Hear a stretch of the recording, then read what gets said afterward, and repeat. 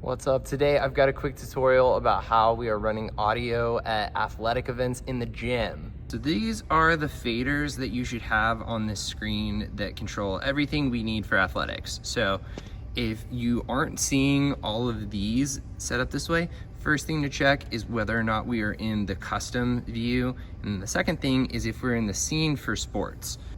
If by chance we are not in sports, you're gonna wanna tap on that, and then through these you can cycle through. So like sometimes I might put it in the assembly one.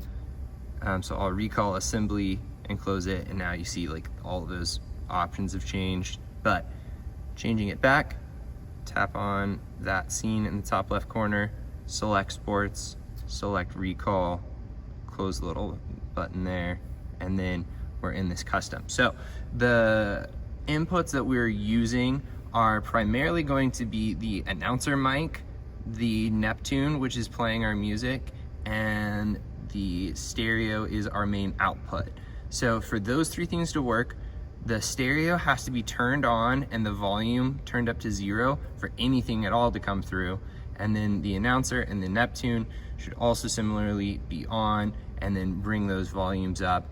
And then over here, the announcer will actually have a little switch that they can turn that on and off, and the Neptune should have a volume knob in line with the input.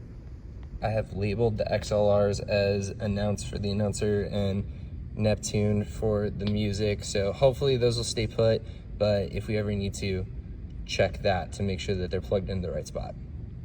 And then a couple other things that we have set up on the console are that we've got aux right and left, and those are going to be tied together, so if you change one, it'll change the other. And that's going to be the aux cord that's normally just like wrapped up on top of this flight case. And right now it's got a little USB-C dongle on it so that somebody can play something off of a phone. So like Palm and Cheer playing music, they might want to go through that. We also have HH1 as an option, and that's going to be that Shure handheld microphone labeled HH1. And then the final thing that we're going to keep on this page is the ATEM, and that's so that we can send audio from our video, like when we're playing a hype video from up in the broadcast booth, we can get the audio for that to come through.